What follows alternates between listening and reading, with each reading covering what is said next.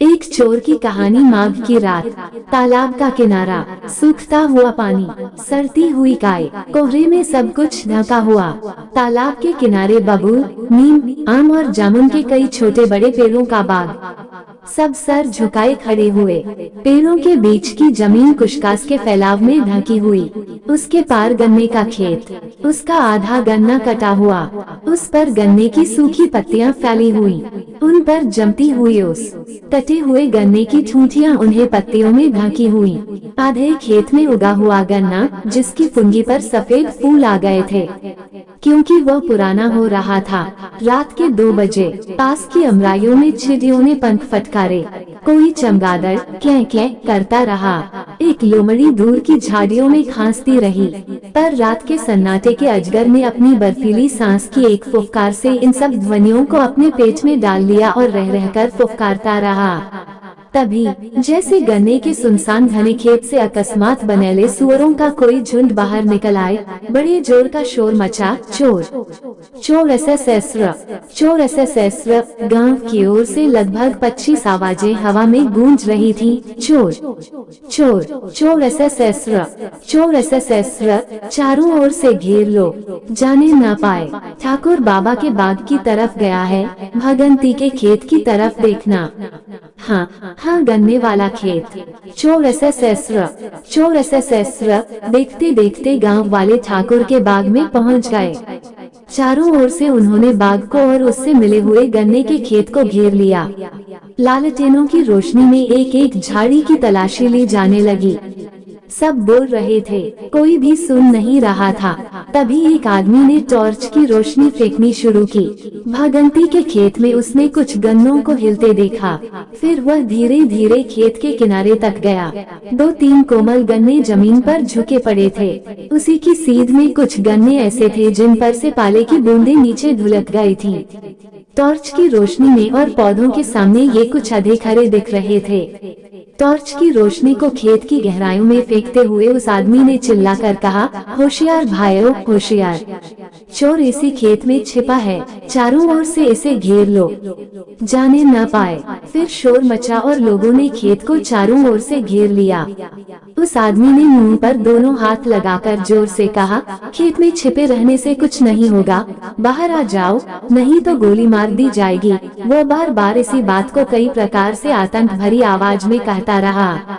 भीड़ में खड़े एक अधवैसु किसान ने अपने पास वाले साथी से कहा, नरेना है बड़ा चाई, कलकत्ता कमाकर जब से लौटा है, बड़ा होशियार हो गया है। उसके साथी ने कहा, बड़े बड़े साहबों से रफ्त जबत रखता है, कलकत्ते में इसके ठाठ हैं। मैं तो देख आया हूँ, लड़का समझदार है, जान कैसे लिया कि चोर खेत में है। तभी किसी ने कहा, यह चोरटा खेत से नहीं निकलता तो आग लगा दो खेत में, तभी बाहर जाएगा। इस प्रस्ताव के समर्थन में कई लोग एक साथ बोलने लगे। किसी ने इसी बीच में दियासलाई भी निकाल ली। भगंती ने आकर नारायण उर्फ नरेना से हाथ जोड़कर कहा, हे नारायण भैया, एक चोर के पीछे हमारा गन्ना न जलवाओ, सैकड़ों का नुकसान हो जाएगा, कोई और तरकीब निकालो। नारायण ने कहा, देखते जाओ भगंती काका, खेत का गन्ना जलेगा नहीं, पर कहा यही जाएगा। उसने तेजी से चारों ओर घूमकर कुछ लोगों से बातें की और खेत के आधे हिस्से में गन्ने की जो सूखी पत्तियां पड़ी थीं, उनके छोटे छोटे ढेरों में आग लगा दी। बहुत से लोग आग तापने के लिए और भी नजदीक सिमट आए। सब तरह का शोर मचता रहा। खेत के बीच में गन्ने के कुछ पेड़ हिल। नारायण ने उत्साह से कहा, शाबाश, इसी तरह चले आओ। पास खड़े हुए भगंती से उसने कहा, चोर आ रहा है, 10-15 आदमियों को इधर बुला लो। चारों ओर से उठने वाली आवाजें शांत हो गईं। लोगों ने गर्दन उठाकर खेत के बीच में ताकना शुरू कर दिया। चोर के निकलने का पता लोगों को तब चला जब वो नारायण के पास खड़ा हो गया। सहसा चोर को अपने पैरों से लिपटा हुआ देख वो उछलकर पीछे खड़ा हो गया, जैसे सांप छू लिया हो। एक बार फिर शोर मचा, चोर चोर एसएसएसर। चोर घुटनों के बल जमीन पर गिर पड़ा। न जाने आसपास खड़े लोगों को क्या हुआ कि 3-4 आदमी उछलकर चोर के पास गए और उसे लातों मुक्कों से मारना शुरू कर दिया। पर उसे ज्यादा मार नहीं खानी पड़ी। मारने वालों के साथ ही नारायण भी उसके पास पहुंच गया। उनको इधर उधर धकेलकर वह चोर के पास खड़ा हो गया और बोला, भाई लोगों, ये बात बेजा है। हमने वादा किया है कि मारपीट नहीं होगी। यह शरणागत है, इसे मारा न जाएगा। एक बुढ़े ने दूर से कहा, छोटे को मारा न जाएगा तो क्या पूजा जाएगा। पर नारायण ने कहा, अब चाहे जो हो, इसे पुलिस के हाथों में देकर अपना काम पूरा हो जाएगा। मारपीट से कोई मतलब नहीं। लोग चारों ओर से चोर के पास सिमट आए थे। नारायण ने टॉर्च की रोशनी उस पर फेंकते हुए पूछा, क्यों जी, माल कहाँ है। पर उसकी निगाह चोर के शरीर पर अटकी रही। चोर लगभग 5 फुट ऊंचा, दुबला पतला आदमी था। नंगे पैर, कमर से घुटनों तक एक मैला सा अंगोछा बांधे हुए। जिस्म पर एक पुरानी खाकी कमीज थी। कानों पर एक मटमैले कपड़े का टुकड़ा बंधा था। उम्र लगभग 50 साल होगी। दाढ़ी बढ़ रही थी, बाल सफेद हो चले थे। जाड़े के मारे वह कांप रहा था और दांत बज रहे थे। उसका मुंह चौकोर सा था, आँखों के पास झुर्रियां पड़ी थीं, दांत मजबूत थे। मुंह को वह कुछ इस प्रकार खोले हुए था कि लगता था कि मुस्कुरा रहा है। उसे कुछ जवाब में देते देख कुछ लोग उसे फिर मारने को बढ़े, पर नारायण ने उन्हें रोक लिया। उसने अपना सवाल दोहराया, माल कहाँ है। लगा कि उसके चेहरे की मुस्कान बढ़ गई है। उसने हाथ जोड़कर खेत की ओर इशारा किया। इस बार नारायण को गुस्सा आ गया। अपनी टॉर्च उसकी पीठ पर पटककर उसने डांट कर कहा, माल ले आओ। 2 आदमी लालटेने लिए हुए चोर के साथ खेत के अंदर घुसे। पाले और ईख की नुकीली पत्तियों की चोट पर बार बार वे चोर को गाली देते रहे।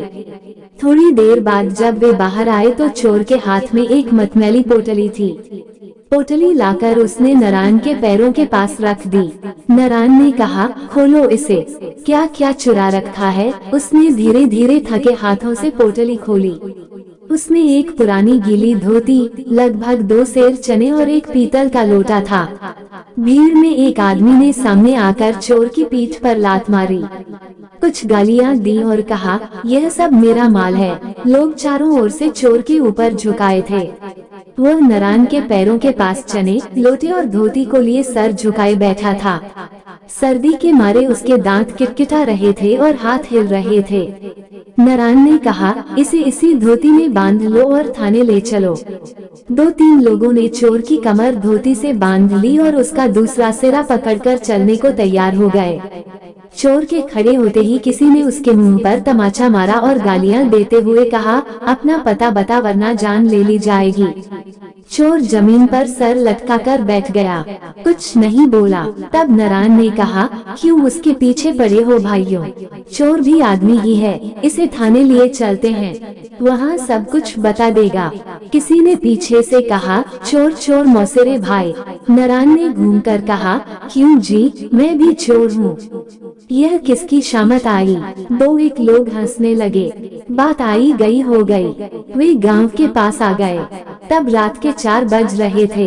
चोर की कमर धोती से बांधकर उसका एक छोर पकड़कर दीना चौकीदार थाने चला। साथ में नारायण और गांव के 2 और आदमी भी चले।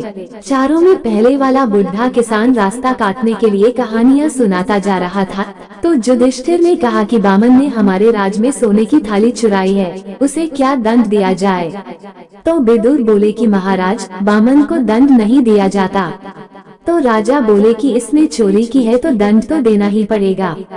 तब विदुर ने कहा कि महाराज, इसे राजा बलि के पास इंसाफ के लिए भेज दो। जब राजा बलि ने बामन को देखा तो उसे आसन पर बैठाला। चौकीदार ने बात काट कर कहा, चोर को आसन पर बैठाला।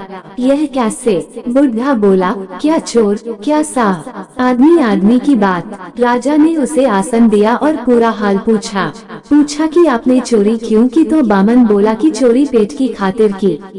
चौकीदार ने पूछा, तब क्या। बुढ़ा बोला, राजा बलि ने कहा कि राजा युधिष्ठिर को चाहिए कि वे खुद दंड लें। बामन को दंड नहीं होगा। जिस राजा के राज में पेट की खातिर चोरी करनी पड़े वह राजा 2 कौड़ी का है, उसे दंड मिलना चाहिए। राजा बलि ने उठकर चौकीदार जी खोलकर हंसा, बोला, वाह रे बाबा, क्या इंसाफ बताया है राजा बलि का। राजा विक्रमादित्य को मात कर दिया। वे हंसते हुए चलते रहे। चोर भी अपनी पोटली को दबाए पंजों के बल उचकता सा आगे बढ़ता गया। पूरब की ओर घने काले बादलों के बीच से रोशनी का कुछ कुछ आभास फूटा। चौकीदार ने धोती का छोर नारायण को देते हुए कहा, तुम लोग यहीं महुए के नीचे रुक जाओ, मैं दिशा मैदान से फारिग हो लूं। साथ के दोनों आदमी भी बोल उठे। बुढ़े ने कहा, ठीक तो है नारायण भैया, यही तुम इसे पकड़े बैठे रहो, हम लोग भी निबट आवे। वे चले गए। नारायण थोड़ी देर चोर के साथ महुए के नीचे बैठा रहा, फिर अचानक बोला, क्यों जी, मुझे पहचानते हो। दया की भीख सी मांगते हुए चोर ने उसकी ओर देखा, कुछ कहा नहीं। नारायण ने फिर धीरे से कहा, हम सचमुच मौसेरे भाई हैं। इस बार चोर ने नारायण की ओर देखा, देखता रहा, पर इस सूचना पर नारायण जिस आश्चर्य भरी निगाह की उम्मीद कर रहा था, वो उसे नहीं मिली। बड़ी हुई दाढ़ी वाला एक दुबला पतला चौकोर चेहरा उससे दया की भीख मांग रहा था। नारायण ने धीरे से रुक रुक कर कहा, कलकत्ते के शाह मकसूद का नाम सुना है, उन्हीं के गोल का हूँ। जैसे किसी को किसी अनजाने जाल में फंसाया जा रहा हो, चोर ने उसी तरह बिंदी हुई निगाह से उसे फिर देखा।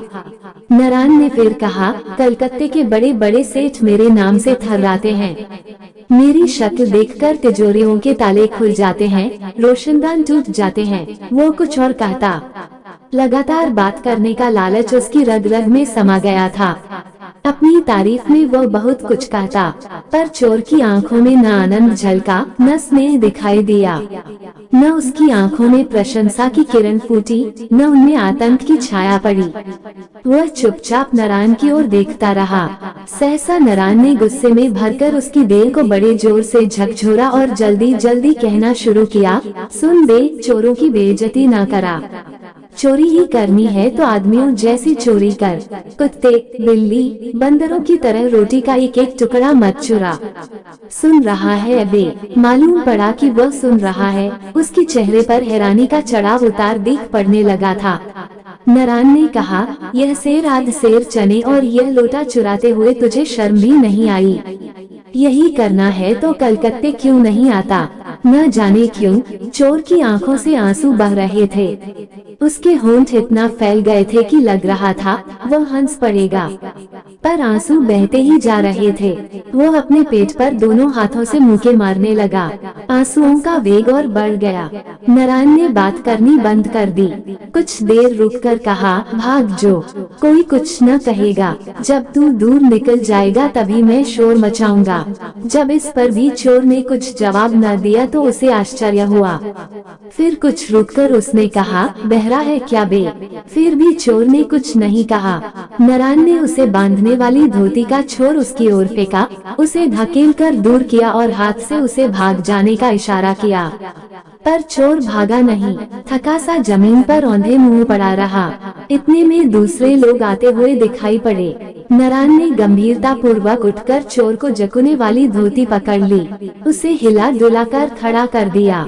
एक एक करके वे सब लोग आ गए। सवेरा होते होते वे थाने पहुंच गए। थाना मुंशी ने देखते ही कहा, सवेरे सवेरे किसका मुंह देखा। पर मुंह देखते ही वह फिर बोला, अजब जानवर है, चेहरा तो देखो, लगता है हंस पड़ेगा।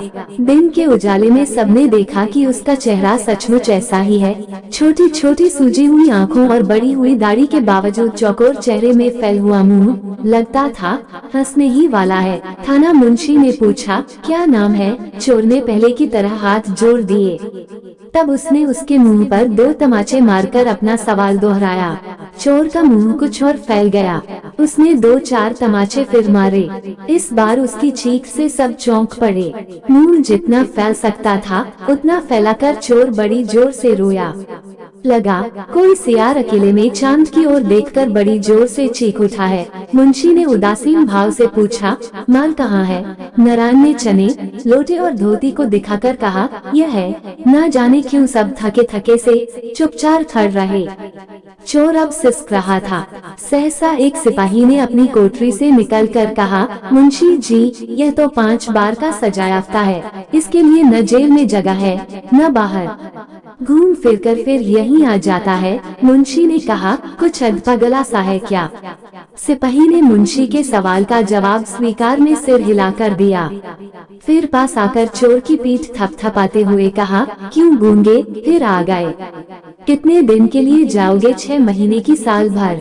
चोर सिसर रहा था, पर उसकी आंखों में भय, विस्मय और जड़ता के भाव समाप्त हो चले थे।